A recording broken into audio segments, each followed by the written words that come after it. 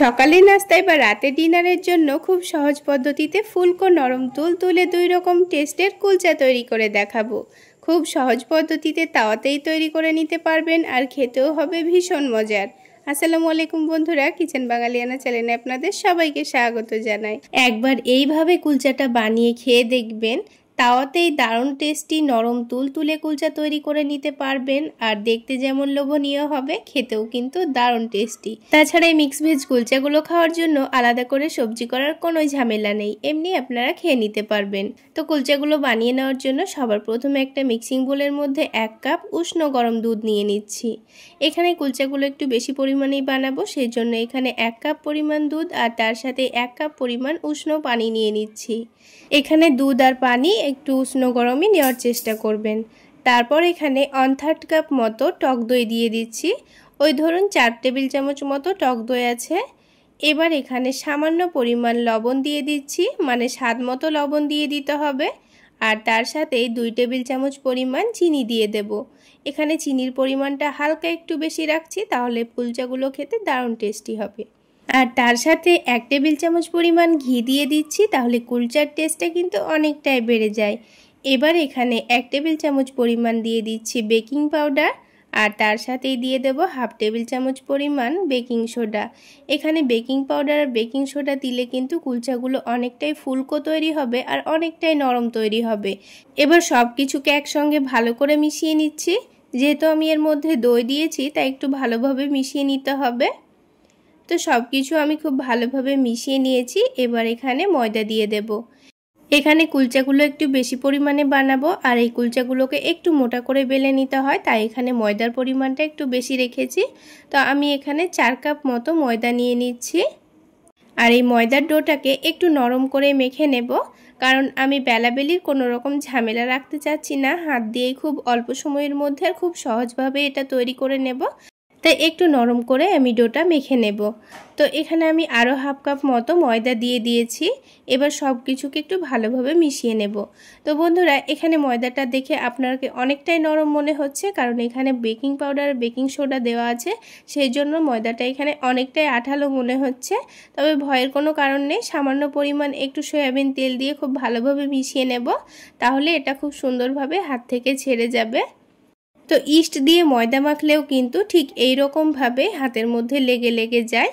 তো এটাকে আমি এখন 30 মিনিটের জন্য রেস্টে রেখে দেব। ওপরে আরও একটু তেল মাখিয়ে রেস্টে রেখে দিলাম। তো এটাকে একটা ফয়েল পেপার দিয়ে ভালোভাবে ঢেকে দেব, যেন বাইরের হাওয়া একটু এর মধ্যে না ঢুকতে পারে। তো দেখুন, আমি খুব ভালোভাবে ফয়েল পেপার দিয়ে ঢেকে দিয়েছি। আপনারা চাইলে ঢাকনা দিয়েও ঢেকে দিতে পারেন।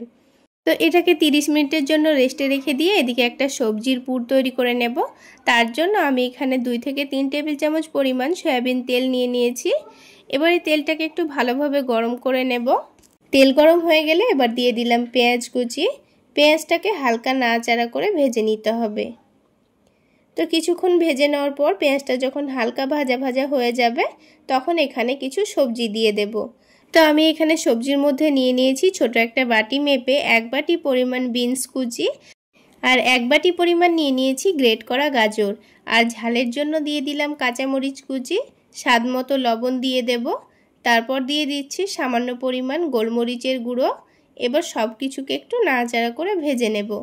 এইখানে আলাদা করে আমি আর কোনো রকম মশলা দিলাম না, তবে আপনারা চাইলে হলুদের গুঁড়ো, জিরা, ধনে গুঁড়োও দিতে পারেন। এবার এখানে সামান্য পরিমাণ পানি দিয়ে দেব। তারপর এটাকে ঢাকনা দিয়ে ঢেকে 3 থেকে 4 মিনিট লো আঁচে রেখে দেব। ততক্ষণে বিনস আর গাজরটা কিন্তু খুব সুন্দরভাবে সেদ্ধ হয়ে যাবে। এবার এখানে 3টা মিডিয়াম সাইজের আলু মধ্যে থেকে কেটে ভালোভাবে সেদ্ধ করে নিয়েছিলাম। আলুগুলোকে খুব ভালোভাবে গ্রেট করে নেব, কারণ এই আলুটা আমি সবজির মধ্যে অ্যাড করে নেব, তাই কিন্তু এটা খুব ভালোভাবে গ্রেট করে নিতে হবে। আপনারা চাইলে হাত দিয়ে ম্যাশ করেও নিতে পারেন, তবে আলুর মধ্যে যেন কোনো রকম দানা ভাব না থাকে।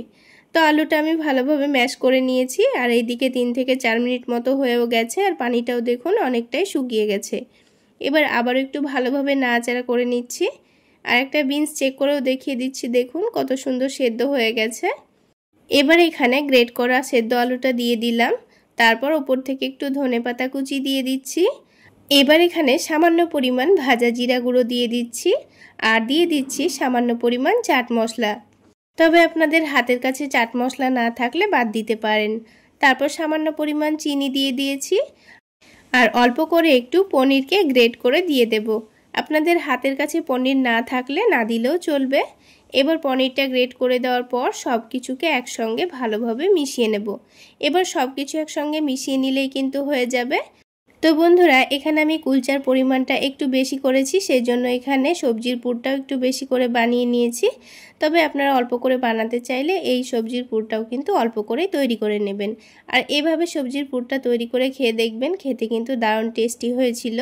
তো এখন এটাকে ঠান্ডা হতে দিয়ে এদিকে 30 মিনিট পর আমি এই ডোটাকে আবার একটু ভালোভাবে মথে নেব। তো ডোটা দেখুন আগের থেকে কিন্তু অনেকটাই ফুলে গেছে। এবার এই ডোটাকে আবার একটু ভালোভাবে মথে নিতে হবে। তো যেহেতু অনেকটাই আঠালো, তাই আবার একটু তেল দিয়ে ভালোভাবে মথে নেব, তাহলে কিন্তু খুব সুন্দরভাবে এটাকে মথে নেওয়া যাবে। তো এবার হাতের মধ্যে অল্প করে একটু তেল মাখিয়ে নিয়ে এবার এই ডোটাকে খুব ভালোভাবে মথে নেব। তো ডোটা ভালোভাবে মথে নেওয়া হয়ে গেছে। এবার এই ডোটা থেকে আমি কয়েকটা লেচি কেটে নেব। তো আমি এই কুলচাগুলোকে একটু ছোট ছোট করে তৈরি করে নেব, সেই জন্য ছোট ছোট করে লেচিগুলো কেটে নিয়েছি। আপনারা বড় বড় করে তৈরি করতে চাইলে লেচিগুলোকে বড় করে কেটে নিতে পারেন। তো একটা একটা করে লেচিগুলো কেটে নিয়ে এভাবে লই তৈরি করে রেখে দিয়েছি। এবার এখান থেকে একটা একটা করে লেচি নিয়ে আমি কুলচাগুলো আপনাদের তৈরি করে দেখিয়ে দিচ্ছি। তো এবার এখান থেকে একটা লই নিয়ে হাতের মধ্যে একটু শুকনো ময়দা ছড়িয়ে দিয়েছি, তাহলে এই লইটা আর হাতের মধ্যে লেগে যাবে না। তারপর এই লইটাকে একটু বড় করে নিয়ে এখান থেকে সবজির পুরটা একটু হাতের মধ্যে গোল করে নিয়ে এই লইয়ের মধ্যেখানে রেখে দিয়েছি। তারপর মুখটাকে ভালো করে মুড়ে নিয়েছি। তো এখানে আপনাদের সুবিধা অনুযায়ী মুখটাকে একটু ভালোভাবে মুড়ে নেবেন, যেন এই পুরটা ফেটে বাইরে না বেরিয়ে যায়। তারপর শুকনো ময়দার মধ্যে একটু ভালোভাবে এটাকে রেখে দিতে হবে। তারপর হাত দিয়ে আলতো হাতে চেপে দিচ্ছি। এবার হাতের মধ্যে সামান্য পরিমাণ সাদা তেল নিয়ে এভাবে করে একটু ছড়িয়ে দিচ্ছি। আর যেহেতু ময়দার ডোটা অনেকটা নরম, তাই কিন্তু খুব সহজে এটা বড় হয়ে যাবে। আর এবার দেখার একটু সৌন্দর্যের জন্য আমি এখানে সামান্য পরিমাণ গ্রেট করা গাজর আর অল্প একটু ধনেপাতা কুচি দিয়ে এভাবে করে চেপে দিচ্ছি। তো তেল দেওয়ার কারণে কিন্তু এটা খুব সহজেই সেটে যাবে আর খুব সহজে এটা বড় হয়ে যাবে।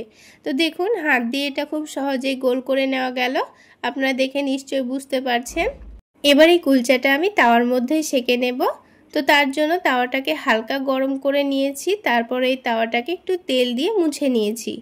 এখানে তাওয়াটাকে কিন্তু অতিরিক্ত গরম করা যাবে না, তা না হলে এই কুলচাটা নিচে থেকে পুড়ে যেতে পারে। তো একদিকটা যখন খুব সুন্দর কালার চলে আসবে তখন আমি কুলচাটাকে উল্টে দিয়েছি। আর অপর দিকেও খুব সুন্দর একটা কালার চলে আসলে আবার উল্টে দিয়ে ওপর থেকে 1 টেবিল চামচ পরিমাণ বাটার দিয়ে দিয়েছি।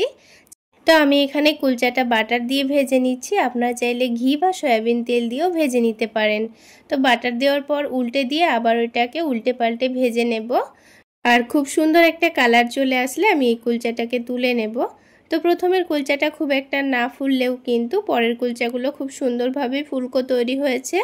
তো একটা কুলচা কিন্তু আমাদের তৈরি করা হয়ে গেল। তো আমি আপনাদের আরও একটি কুলচা ভেজে দেখিয়ে দিচ্ছি। তো আরও একটা কুলচা ঠিক একইভাবে আমি তাওয়ার মধ্যে দিয়ে দিয়েছি। তারপর নিচের দিকে খুব সুন্দর একটা কালার চলে আসলে উল্টে দিয়ে অপর দিকটাও হালকা করে ভেজে নিয়েছি। এবার ঠিক একইভাবে আমি 1 টেবিল চামচ পরিমাণ বাটার দিয়ে দেব। তারপর এটাকে উল্টে পাল্টে ভেজে নেব। আর বন্ধুরা, কুলচাটা যখন ফুলছিল তখন কিন্তু ভিডিওটা আমি অন করতে ভুলে গেছিলাম, সেই জন্য আপনাদের দেখাতে পারিনি। তো দেখুন কত সুন্দরভাবে ফুলকো তৈরি হয়েছে। তো এবার এটাকে আবার একটু উল্টে পাল্টে ক্রিস্পি করে ভেজে নেব। আর এই কুলচার খুব সুন্দর একটা কালার চলে আসলে আমি তুলে নেব। তো বন্ধুরা, আজকের এই মিক্স ভেজ কুলচা রেসিপি আপনাদের কেমন লাগলো অবশ্যই কমেন্ট সেকশানে জানাবেন। আর ভালো লাগলে একটা লাইক শেয়ার করে দেবেন। আর আমার এই সহজ রেসিপিগুলো যদি ইউটিউব চ্যানেল থেকে দেখে থাকেন চ্যানেলটি সাবস্ক্রাইব করে দেবেন। আর ফেসবুক পেজ থেকে দেখে থাকলে পেজটি ফলো করে দেবেন। তাহলে বন্ধুরা, আপনারা দেখে নিশ্চয় বুঝতে পারছেন কুলচাগুলো কতটা লোভনীয় হয়েছে। আপনারা এইভাবে বানিয়ে কোনো রকম সবজি করার ঝামেলা ছাড়াই খেতে পারবেন। খেতে কিন্তু দারুণ টেস্টি হয়েছিল। আর বন্ধুরা, আমার এই রেসিপি ফলো করে একবার যদি কেউ বানিয়ে খেয়ে থাকেন আমাকে অবশ্যই কমেন্ট সেকশানে জানাবেন এই মিক্স ভেজ কুলচা খেতে আপনাদের কেমন লেগেছিল। আর দেখুন বন্ধুরা, কুলচাটা কতটা নরম তুলতুলে হয়েছে। এইভাবে সারাদিন রেখে দিলেও কিন্তু কুলচাটা একটুও শক্ত হবে না, একেবারে সফট নরম তুলতুলে থাকবে। তো আপনাদের আর মুখে বলে বোঝাতে হবে না, আপনারা দেখে নিশ্চয়ই বুঝতে পারছেন কুলচাটা কতটা নরম তুলতুলে হয়েছে। আর সবগুলো কুলচাই দেখুন একেবারে নরম তুলতুলে আর ফুলকো তৈরি হয়েছে। এবার একটা কুলচা আপনাদের ভেঙে দেখিয়ে দিচ্ছি এর ভেতরটা। তাহলে বন্ধুরা মিক্স ভেজ কুলচা তো আমাদের তৈরি করা হয়ে গেল। এবার আমি আপনাদের খুবই সহজ পদ্ধতিতে প্লেন কুলচা আর তার সাথে খাওয়ার জন্য বাটার পনির রেসিপি শেয়ার করব। আশা করছি আপনাদের অনেক ভালো লাগবে। তো কুলচাগুলো তৈরি করে নেওয়ার জন্য একটা মিক্সিং বোলের মধ্যে 1 কাপ পরিমাণ ময়দা নিয়ে নিচ্ছি। আমি এখানে অল্প করে কুলচাগুলো তৈরি করে নেব, সেই জন্য 1 কাপ পরিমাণ ময়দা নিয়েছি। আপনারা বেশি করে বানাতে চাইলে বেশি করে ময়দা নিয়ে নেবেন। এবার এখানে 1/4 কাপ মতো টক দই দিয়ে দিচ্ছি। ওই ধরুন 3 থেকে 4 চামচ মতো টক দই দিয়েছি। এবার এই টক দইয়ের মধ্যে স্বাদ মতো লবণ, চিনি, অল্প করে একটু বেকিং সোডা দিয়ে দিচ্ছি আর অল্প করে একটু বেকিং পাউডার দিয়ে দিচ্ছি। এখানে ময়দার পরিমাণ অনুযায়ী আমি সব কিছুর পরিমাণ অল্প অল্প করে দিয়েছি। বেশি করে বানাতে চাইলে একটু বেশি করে দিয়ে দেবেন। তারপর এখানে 1 টেবিল চামচ পরিমাণ সয়াবিন তেল দিয়ে দিয়েছি। এবার সব কিছুকে একসঙ্গে ভালোভাবে মাখিয়ে নিতে হবে। এখানে প্রথমে পানি দিয়ে ফেলবেন না, তাহলে এই ডোটা অনেকটাই নরম হয়ে যাবে। তো বারে বারে অল্প অল্প করে পানি দিয়ে একটা ডো তৈরি করে নিতে হবে। তো প্রথমে দইটা দিয়ে ভালোভাবে মেখে নিয়েছি। তারপর দইয়ের কাপটা ধুয়েই অল্প করে একটু পানি দিয়ে দিলাম। তারপর এটাকে আবার একটু ভালো করে মেখে নেব। তো বারে বারে অল্প অল্প করে পানি দিয়ে ডোটা তৈরি করে নিতে হবে, তা না হলে অনেকটাই নরম হয়ে যাবে। তো ডোটা একটু ভালোভাবে মেখে নিয়েছি। এবার ওপর থেকে অল্প করে একটু তেল ভালোভাবে মাখিয়ে এটাকে কিছুক্ষণের জন্য রেস্টে রেখে দেব। তো আমি এই ডোটাকে 30 মিনিট মতোই রেস্টে রাখবো। আপনারা চাইলে 1 ঘন্টা মতো রেস্টে রেখে দেবেন, তাহলে কিন্তু খুবই ভালো হবে। এবার এটাকে ঢাকনা দিয়ে ঢেকে এক সাইডে রেখে দিচ্ছি। তো এদিকে আমি কয়েক টুকরো পনির নিয়েছি, এটাকে আমি বাটার দিয়ে রান্না করে নেব। তো এই পনিরটা রান্না করার জন্য কিন্তু খুব বেশি উপকরণের দরকার নেই, খুব অল্প উপকরণের খুব অল্প সময়ে তৈরি করে নেওয়া যাবে। তো তার জন্য এখানে আমি আগে থেকে একটু গরম পানির মধ্যে 1 টেবিল চামচ পরিমাণ কাজু আর 1 টেবিল চামচ পরিমাণ চালমগজ একটু ভিজিয়ে রেখেছিলাম। তারপর এটাকে ব্লেন্ডারের মধ্যে দিয়ে দিয়েছি।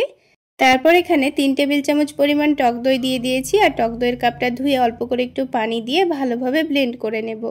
এখানে কাজু আর চালমগজটা একটু ভিজিয়ে রেখে ব্লেন্ড করলে খুব সুন্দরভাবে কিন্তু পেস্ট হয়ে যায়।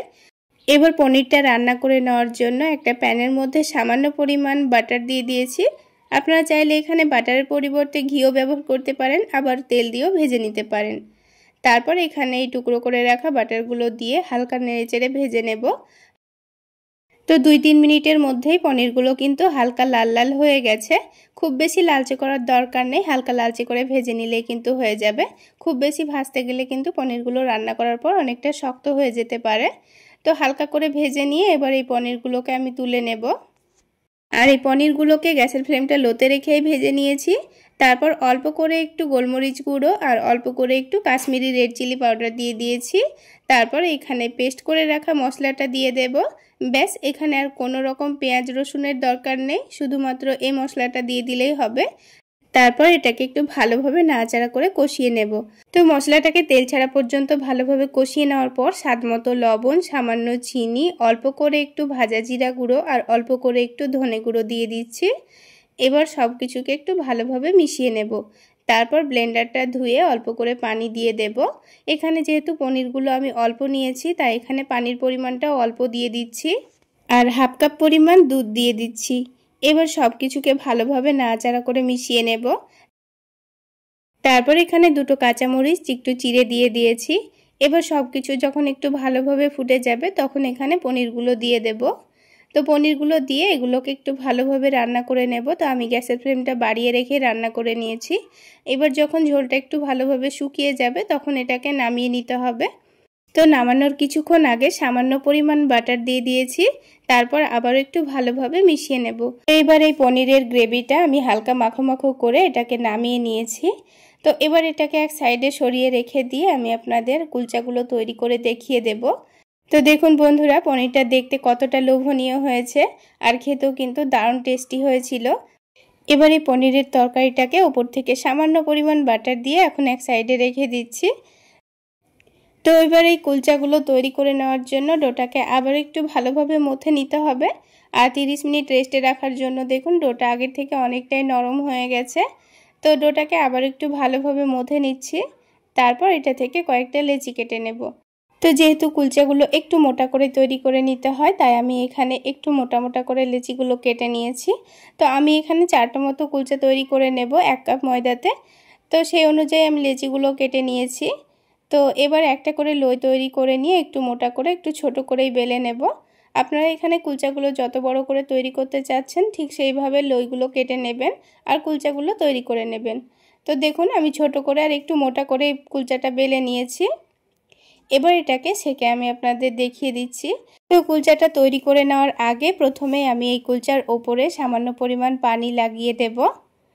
তো এইভাবে কুলচার নিচে একটু পানি লাগিয়ে কুলচাটা সেকে নিলে কুলচাটা দেখতে হুবহু রেস্টুরেন্টের মতোই লাগবে, কালারটা খুব সুন্দর আসবে আর কুলচাটা খেতেও ভীষণ ভালো লাগবে। তো দেখুন পানি লাগিয়ে দিয়েছি আর প্যানটা একটু গরম করে নিয়েছি আগে থেকে। এবার গ্যাসের ফ্লেমটা মিডিয়ামে রেখে আমি কুলচাটা সেকে নেব।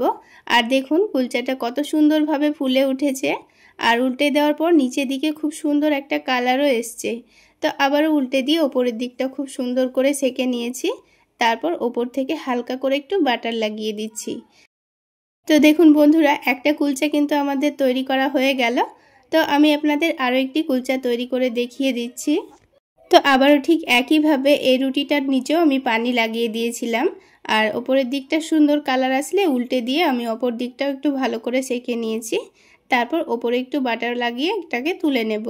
তো বন্ধুরা আপনারা যদি এই কুলচাগুলো তেলে ভেজেও খেতে চান তাও কিন্তু হবে।